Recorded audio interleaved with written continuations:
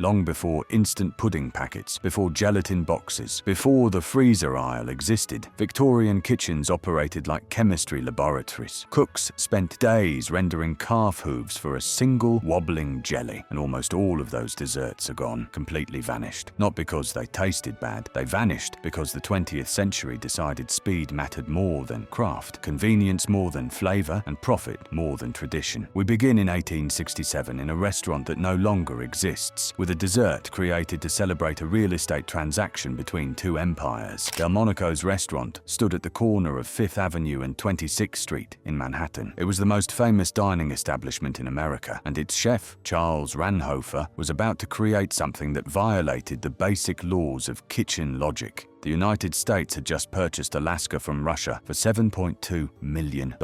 Secretary of State William Seward had orchestrated the deal, and high society needed a way to commemorate it. Ranhofer's solution was theatrical madness. He took ice cream, hard frozen, and encased it in a dome of raw meringue. Then he put the entire construction into a blazing hot oven. The meringue browned and crisped, while the ice cream inside stayed frozen solid. Fire meeting ice. Impossible, except it worked. The air pockets in the meringue acted as insulation, protecting the frozen core for the few critical minutes needed to toast the exterior. Baked Alaska became the ultimate status dessert of the Victorian age. Wealthy hosts competed to serve the most elaborate versions. Some lit the meringue on fire tableside, dousing it in brandy and igniting it while guests gasped. The timing had to be flawless. Pull it from the oven 30 seconds too late, and you served soup. Take it out too early, and the meringue remained raw and weeping. This was the problem. Baked Alaska demanded precision at exactly the moment when Victorian entertaining began to collapse. The elaborate dinner parties of the 19th century required armies of servants, hours of preparation, and guests willing to sit through 8 courses. By the early 20th century, that world was disappearing. Servants became expensive. Hosts wanted easier options. A dessert that could melt into disaster if your timing slipped by a minute simply stopped making sense. Today, Baked Alaska appears occasionally on the menus of restaurants trying to seem retro. Most people under 50 have never tasted one. The dessert that once celebrated the expansion of an empire now exists mainly in old cookbooks and food history documentaries. But Baked Alaska was flashy. It was meant to impress. Other desserts vanished for quieter reasons, and their stories reveal more about how kitchens actually changed. Consider the syllabub. Before refrigeration, before electric mixers, English cooks discovered that if you combined heavy cream with acidic wine or cider, something magical happened. The acid curdled the cream just slightly, creating a thick, stable foam that would hold its shape for hours. The earliest recorded recipe appears in 1645 in a cookbook called The Complete Cook by Rebecca Price. Her instructions sound almost ritualistic. The cook would climb onto a stool and pour the cream mixture from a height of several feet, letting gravity whip air into the liquid as it fell. When English colonists crossed the Atlantic, they brought syllabub with them. Martha Washington kept her own recipe, preserved now at the Historical Society of Pennsylvania. American versions substituted local wines and hard cider for English sherry, adapting Old World technique to New World ingredients. Special glasses were made just for serving syllabub. They had built-in spouts that allowed guests to sip the wine-laced cream layer by layer, experiencing the dessert as a progression of textures and flavors. You can see these glasses today at Colonial Williamsburg, museum pieces from an era when dessert was an experience, not just a sugar hit. Syllabub died because it could not be bottled, it could not be frozen, it could not sit on a shelf waiting for someone to buy it. Every batch had to be made fresh, whisked by hand, served within hours. The moment commercial desserts became available, syllabub retreated into obscurity. What we are tracking here is not just the death of recipes. We are tracking the death of a relationship between people and their food. Victorian desserts required attention. They required presence. They required someone to stand at a stove and stir stir, to watch and wait and adjust. The 20th century did not have time for that. The 20th century wanted to open a box. Over the next hour, you will meet 18 more desserts that fell victim to this transformation. We will enter the royal kitchens of Windsor Castle and discover a pudding made from breadcrumbs that was served to Queen Victoria herself. We will travel to medieval banquet halls where cooks created pristine white confections as symbols of wealth and purity. We will learn why doctors once prescribed a jiggly dessert made from boiled animal hooves, and why mothers in the 1930s served their children a sweet made with the same enzyme used in cheese making. Each dessert is a time capsule. Each one tells us what people valued, what ingredients they could access, what technologies they had mastered, and what they were willing to sacrifice for something beautiful on a plate. The extinction was not inevitable. These desserts did not have to disappear. Somewhere along the way, we made choices. We chose speed over craft. We chose uniform over unique. We chose cheap over meaningful. The question this story asks is simple. Did we choose correctly? Let us find out. The royal kitchens of Windsor Castle in the 1860s were producing a dessert that turned poverty ingredients into something fit for a queen. The Queen of Puddings began with breadcrumbs, not fresh bread, but stale crumbs soaked in warm milk infused with vanilla. This mixture became a soft custard base, humble and unassuming. Then came a layer of fruit jam, often raspberry or strawberry, plucked from the palace gardens themselves. Finally, the entire construction received a crown of meringue, whipped and sculpted into peaks that resembled the spires of a royal diadem. When baked, the meringue turned golden, and the result was a dessert that looked like it cost a fortune, but came from ingredients any household would have on hand. Kitchen archives from Windsor Castle document this dessert's origin in the 1860s. It spread from royal tables to middle-class homes across Britain and eventually crossed the Atlantic to New England, where families served it at Thanksgiving and harvest celebrations. Some households considered it lucky, a good omen when it appeared during holiday feasts. The Queen of Puddings required 3 distinct layers, each prepared separately,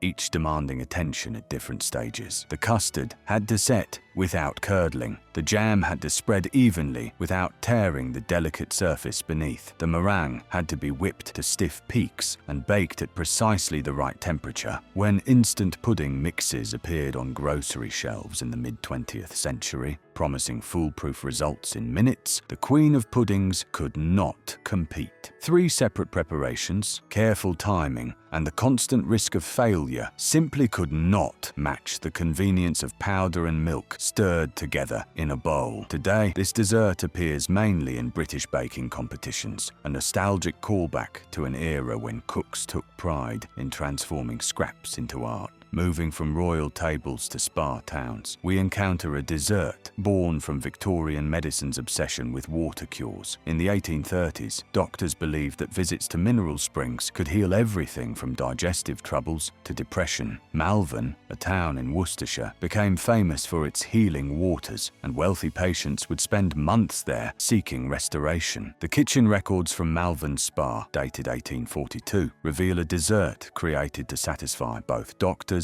and patients. Malvern pudding layered local apples with a light custard made from the region's famous spring water and fresh cream. Unlike the heavy steamed puddings common at the time, this one was baked until golden, producing something lighter that doctors deemed suitable for invalids. Dr. James Wilson, a renowned Victorian health specialist at the spa, praised it in his 1855 medical journal, calling it the perfect balance of nutritive value and digestibility. The pudding became so fashionable that London society magazines began publishing their own versions. But medical science advanced, the allure of spa towns faded, and by the 1920s, Malvern pudding's reputation as health food had collapsed. New nutritional theories relegated it to obscurity, leaving behind only handwritten recipes in family cookbooks and dusty spa archives. The Victorians loved transforming ordinary ingredients through technique, and nowhere was this more evident than with rice. Ordinary rice pudding was common, even boring. But in 1861,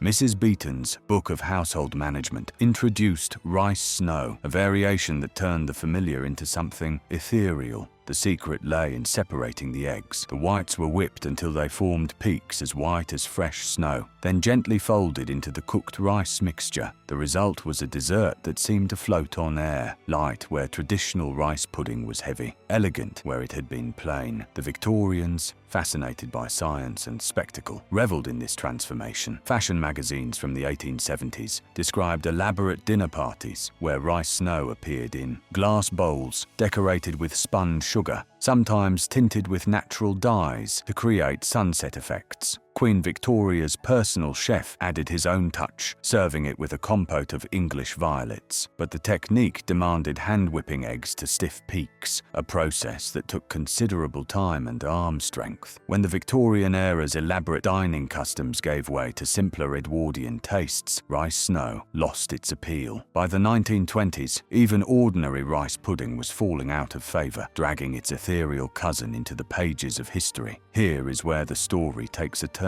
toward the genuinely strange. Before the invention of powdered gelatin, creating a clear, wobbly jelly required something most modern cooks would find disturbing: calves' foot. Jelly demanded exactly what its name promised. The feet of young cattle simmered for hours until the natural collagen dissolved into the liquid. The Royal Society of Medicine's archives from 1807. It was considered both medicine and luxury. The preparation process explains why. Cooks would simmer the hooves for an entire day, then strain the liquid through fine muslin cloth multiple times until it became crystal clear. Wine, fruit juices, and expensive spices transformed the plain jelly into something worth serving at the finest tables. The household accounts of the Duke of Devonshire document elaborate molds used to shape the jelly into towers, swans, and detailed architectural scenes. Suspended fruits or flowers inside the clear jelly created effects that amazed dinner guests. In 1890, Charles Knox patented powdered gelatin. Suddenly, anyone could make jelly without boiling animal parts for a day. The convenience was irresistible. Within a generation, calves' foot jelly became a curiosity, something people read about in old cookbooks but never actually made. The traditional version, with its supposed healing properties, surrendered entirely to packets of powder that dissolved in minutes. Medieval European courts valued certain foods as symbols of status. Blancmange, which translates from French as white food, appeared in cookbooks as early as 1375. Its pristine white color came from ground almonds and white sugar, both rare and expensive luxuries that only the wealthy could afford. Creating this dessert was itself a demonstration of wealth and power. The process required soaking almonds overnight, then grinding them by hand into a paste, extracting the milk, and carefully cooking it with sugar until it set into a smooth, trembling pudding. The result resembled fresh snow, pure and untouched. At medieval banquets, blancmange signaled that the host possessed resources beyond common reach. During the Victorian period, the dessert evolved. Mrs. Beeton's 1861 cookbook detailed a new version made with dairy and cornstarch instead of almond milk. It became a centerpiece at Queen Victoria's state dinners, molded into elaborate shapes including towers, swans, and detailed castles. But the arrival of powdered gelatin and boxed pudding mixes in the early 20th century made the traditional method seem pointlessly laborious. Why soak almonds overnight when a packet produced similar results in minutes? High-end restaurants occasionally served blancmange into the 1950s, but everyday households abandoned it entirely. The dessert that once symbolized nobility and refined taste became a relic, its place taken by instant puddings in artificial flavors. Now we encounter a dessert that bridged the gap between England and America, between autumn orchards and winter tables. Marlborough pie first appeared in Amelia Simmons's 1796 cookbook, American Cookery, the very first cookbook published in the United States. This was not the apple pie we know today. It was something richer, more complex, almost custard-like in texture. Home cooks in Massachusetts and Connecticut prepared it each autumn when orchard fresh apples were abundant. The preparation required grating apples, then blending them with hints of sherry, citrus zest, and warm spices. Into this mixture went a rich custard made from cream and eggs. The apples did not sink into the custard, but held their place, creating a layered, aromatic filling that baked into something neither pie nor pudding, but somewhere between. Historical notes from Old Sturbridge Village in Massachusetts confirm the pie's popularity at festive New England gatherings. But as simpler apple pies rose to dominance and home bakers turned toward faster options, this richer relative slowly disappeared from holiday menus. Today, it survives mainly in historical cookery demonstrations and food history books, a reminder of what apple desserts once meant before they became standard and predictable. The early 20th century saw a dessert rise and fall that most people today have never heard of, though it was once a staple in American homes. Junket was a milk-based pudding made with rennet, the same enzyme used in cheese making. When rennet met warm milk and sugar, it curdled the liquid into a soft, delicate pudding with a texture unlike anything else. The C.H.R. Hansen Laboratory in Little Falls, New York, began selling junket tablets in 1878, making this once specialized dessert accessible to any home cook. Doctors recommended it for children and patients recovering from illness because it was easy to digest and nutritious. The 1934 Little Miss Junket cookbook showcased it as a top choice for children's parties and after-school snacks. Vintage advertisements from the 1920s promoted it as a rare combination of delicious and nutritious. But junket was temperamental. The milk had to be heated to a precise temperature. Too hot, and the rennet failed. Too cold, and it would not set properly. The waiting was required. In an era moving toward instant gratification, that patience became unacceptable. When boxed pudding mixes promised no-fail results every time, junket lost its place in American kitchens. The tablets are still manufactured, but they have become specialty items, sought mainly by cheesemakers and food historians. We turn now to a fruit that has almost entirely disappeared from modern orchards. The quince looks like a misshapen yellow apple, but it cannot be eaten raw. It must be cooked, and when cooked with sugar for extended periods, something remarkable happens. The pale flesh transforms into a deep ruby red, and the natural pectin causes the mixture to set into a firm, sliceable paste. Tudor England prized quince paste. Hampton Court Palace's 1529 ledgers mention custom-made wooden boxes designed specifically to store this precious sweet. Queen Elizabeth I reportedly had her own special version flavored with rosewater and exotic eastern spices. The paste represented one of the earliest successful methods of preserving fruit for months without refrigeration. In Spain, this same preparation is called membrillo. In France, it is codignac. But in English-speaking countries, quince paste virtually disappeared during the 20th century. The fruit itself has strict growing requirements, and the preparation takes half a day of constant stirring. Commercial agriculture preferred fruits that could be picked and sold quickly, not ones that required hours of processing. Most people today have never even seen a quince, let alone tasted the royal preserve it produces. The elegant restaurants of early 20th century Paris featured a dessert that looked like clouds floating in golden sunlight. Snow eggs, known in French as œufs à la neige, were poached meringues served in pools of smooth vanilla custard. Chef Auguste Escoffier, working at the Ritz Hotel in Paris around 1902, created definitive versions that became legendary. Each meringue had to be poached for precisely 90 seconds. Escoffier's own handwritten notes warned that even small timing errors were fatal. Too long, and the meringue toughened. Too short, and it collapsed into nothing. The custard base, called crème anglaise, demanded constant stirring to prevent curdling. Making snow eggs successfully required the kind of attention and skill that few modern kitchens possess. By the 1920s, only elite establishments like Delmonico's in New York attempted this dessert. But restaurant culture was changing. Diners wanted desserts that could be prepared ahead of time, not fragile creations that had to be made moments before serving. The fleeting perfection of snow eggs could not survive this shift. The dessert retreated into vintage cookbooks, remembered mainly by those fortunate enough to have tasted it during its brief window of popularity. British kitchens of the 1870s produced their own ethereal creation. Apple snow appeared during the boom years of British apple orchards, transforming common fruit into something light and whimsical.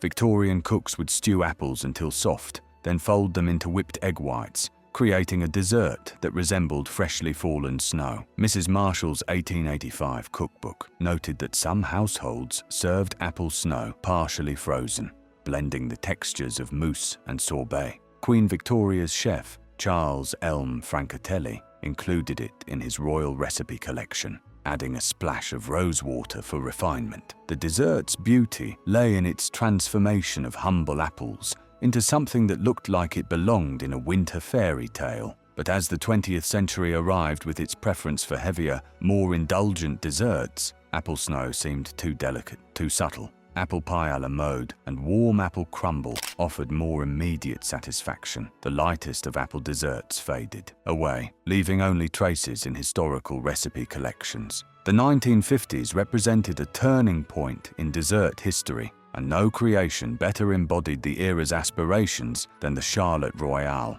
First introduced in 1815 by French pastry chef Marie-Antoine Carême in his book Le Pâtissier Royal Parisien, this dessert reached its peak of fame in post-war America. Creating a Charlotte Royale was an act of patience and precision. Pastry chefs baked paper-thin jelly rolls, then carefully sliced them to form perfect spirals. These spirals were arranged in a dome-shaped mold, creating a pattern that resembled an elaborate pink and white rose when viewed from above. Inside the dome went Bavarian cream, a rich custard mixture that had to be precisely the right temperature. Too warm and it would not set, too cold and it became lumpy. The Waldorf Astoria and other elite New York establishments featured this dessert prominently. Cookbooks from the 1950s dedicated entire chapters to its temperamental construction, but the multi-day preparation process could not survive the 1960s turn toward convenience cooking.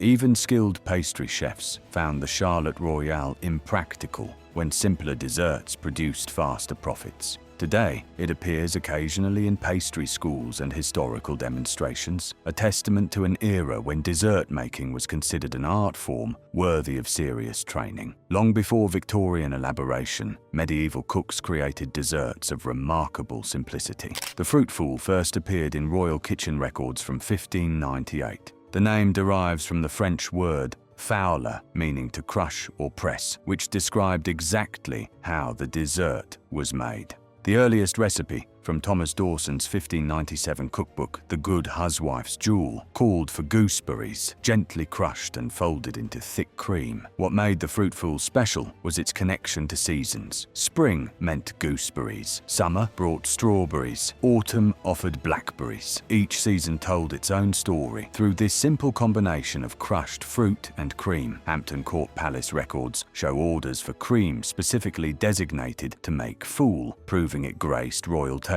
The fool's versatility allowed wealthy households to add exotic spices, while ordinary families used whatever fruit grew in their garden. But the Victorian era's increasing demand for complex, layered desserts made the fool seem too plain for fashionable tables. By the early 1900s, as layered trifles and molded jellies gained prominence, the humble fool retreated into obscurity, a victim of the very simplicity that had once made it universal. The Christmas holiday once featured a dessert that has been almost entirely forgotten. Fig pudding preceded the plum pudding we associate with Victorian Christmas celebrations. Household records from the 1630s document its place at festive tables. Medieval cookbooks like The Form of Curry show that dried figs were considered rare luxuries, reserved for special occasions. The pudding's rich flavor came from Mediterranean figs arriving on merchant ships, paired with exotic spices that transformed the dish into something worth celebrating. Court records from King Charles II's kitchen in 1661 reveal that royal chefs began preparing their fig puddings months ahead of Christmas, allowing the flavors to deepen and mature. But when cheaper dried fruits like raisins and currants became available in the 1800s, plum pudding rose to dominance. The irony is that plum pudding contains no plums at all, just the more affordable dried fruits that replaced them. Fig pudding gradually disappeared from holiday tables, though some old Yorkshire families reportedly still protect their ancient recipes handed down through generations. Victorian parties in the 1850s featured a dessert designed specifically to entertain. Tipsy cake embodied the playful spirit of adult gatherings. Mrs. Beeton's 1861 household guide described it not just as food, but as entertainment in edible form. The construction began with sponge cake, sometimes deliberately stale to better absorb liquid. Generous amounts of sherry or brandy soaked into every layer. Hosts competed to create versions that would not fall apart when served, garnishing them with blanched almonds and crystallized fruits. Period magazines called it a sophisticated centerpiece for grown-up gatherings. The dessert required formal presentation. It needed plates, forks, and attentive service. When cocktail parties replaced formal dinners in the early 1900s, tipsy cake lost its context.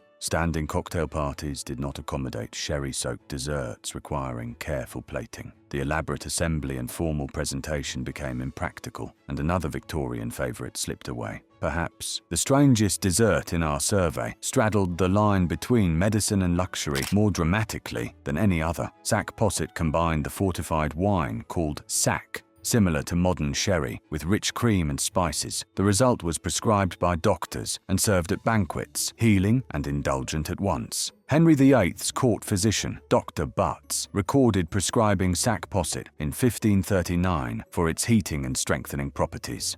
Royal household accounts show that special posset pots were made of silver, with built-in spouts for sipping the rich mixture. The preparation was theatrical, hot-spiced cream poured from a height into wine, creating a thick custard layer floating on aromatic liquid below. The last known traditional serving of sack posset was recorded at a historical feast at Oxford University in 1893. By then, medicine had become scientific, and desserts were expected to be purely about pleasure rather than healing. Sack posset, caught between two worlds, could survive in neither. The 1970s brought a completely different kind of dessert into brief prominence. Hedgehog slice first appeared in Australian Women's Weekly magazine in 1975 and quickly spread internationally. Its name came from the spiky appearance created by broken biscuit pieces poking through chocolate. This was a no-bake dessert, perfect for an era when home cooks wanted impressive results without heating their kitchens. Crushed cookies, cocoa, coconut, and condensed milk combined into something that looked elaborate but required only mixing and chilling. Parent-Teacher Association cookbooks from 1976 through 1982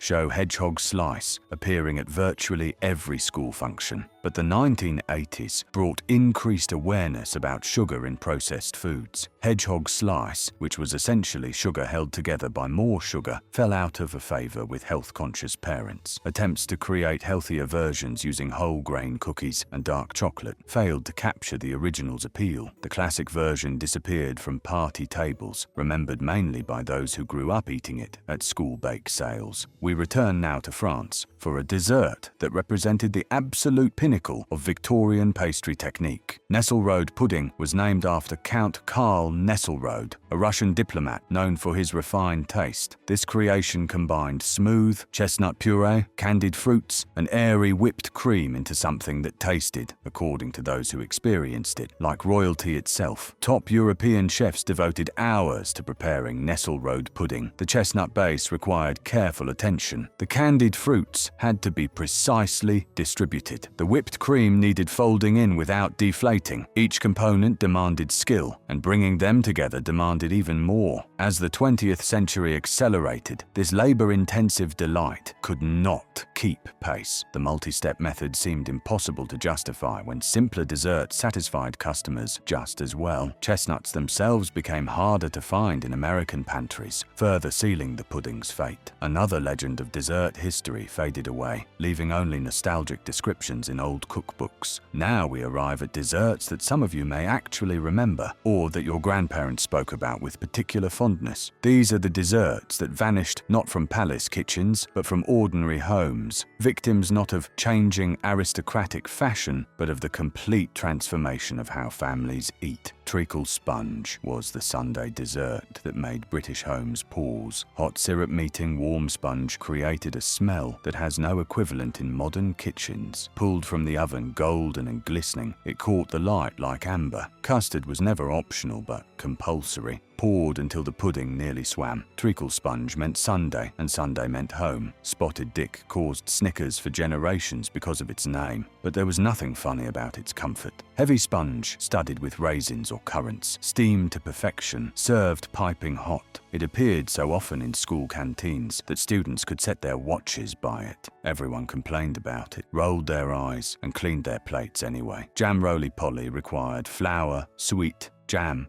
and steam. The humble ingredients combined into something greater than their parts. It rolled up neatly, then emerged from the pot like a reward for patience. Sliced thick, steaming, drowned in custard, it made winter evenings bearable. Even the name made people smile. Manchester tart represented Northern English cooking at its most honest. Pastry base, spread of jam, thick custard, sprinkle of coconut, sometimes a cherry on top, sometimes not. In school canteens it arrived in great trays, sliced with clatter, slapped onto plates without ceremony. But one bite forgave everything. These desserts required steaming, baking, and custard making. They demanded someone present in the kitchen, attending to timing and temperature. They could not be purchased ready-made and simply heated. When both parents began working outside the home, when microwave meals promised dinner in minutes, when the cultural expectations shifted from cooking to purchasing, these homely desserts had nowhere to go. What connects all 20 of these vanished desserts? Not their ingredients, which ranged from calf hooves to quinces to simple breadcrumbs. Not their techniques, which spanned poaching meringues to grinding almonds to steaming sweet puddings. The common thread is attention. Every dessert on this list required someone to be present. Someone had to watch the junket set. Someone had to time the baked Alaska precisely. Someone had to stir the quince paste for 12 hours. Someone had to fold whipped egg whites into apple puree without deflating them. Someone had to care enough to learn, to practice, to fail, and to try again. The 20th century decided that was too much to ask. Convenience promised freedom from the kitchen, and we accepted that promise eagerly. Instant pudding mixes, commercial gelatin, supermarket cakes, and freezer desserts liberated home cooks from hours of labor. But liberation always comes at a cost. The cost was these 20 desserts and hundreds more like them. The cost was the knowledge of how to make them, passed through generations and now largely forgotten. The cost was the experience of tasting something made by hand, made with attention, made specifically for this moment and these people. Today, professional chefs sometimes attempt to revive these recipes. Food historians reconstruct techniques from old cookbooks. A few dedicated home cooks seek out original instructions and try to recreate what their great-grandparents knew by instinct. But for most people, these desserts exist only as names in articles like this one, curiosities from a lost world. Whether that loss matters depends on what you value. If dessert is simply sweetness after a meal, then modern options serve perfectly well. But if dessert once meant something more, if it marked occasions, if it connected generations, if it demonstrated love through labor, then the extinction of these 20 Victorian treasures represents a genuine impoverishment. The recipes still exist. Libraries hold the cookbooks. Techniques can be learned. These desserts could return if enough people decided to bring them back. The question is whether anyone will. The cooks who created Baked Alaska and Syllabub and Queen of Puddings are long gone. The kitchens where they worked have been demolished or converted to other purposes. The dinner guests who gasped at flaming meringue and sipped wine-laced cream through special glasses have passed into history. But the desserts themselves remain possible, waiting for someone willing to invest the attention they require. 20 desserts that completely vanished. 20 lessons in what we chose to abandon. 20 invitations to reconsider what we lost when we decided that convenience mattered more than craft. The choice, as always, remains ours. Click on any of the cards on your screen to see more videos like this.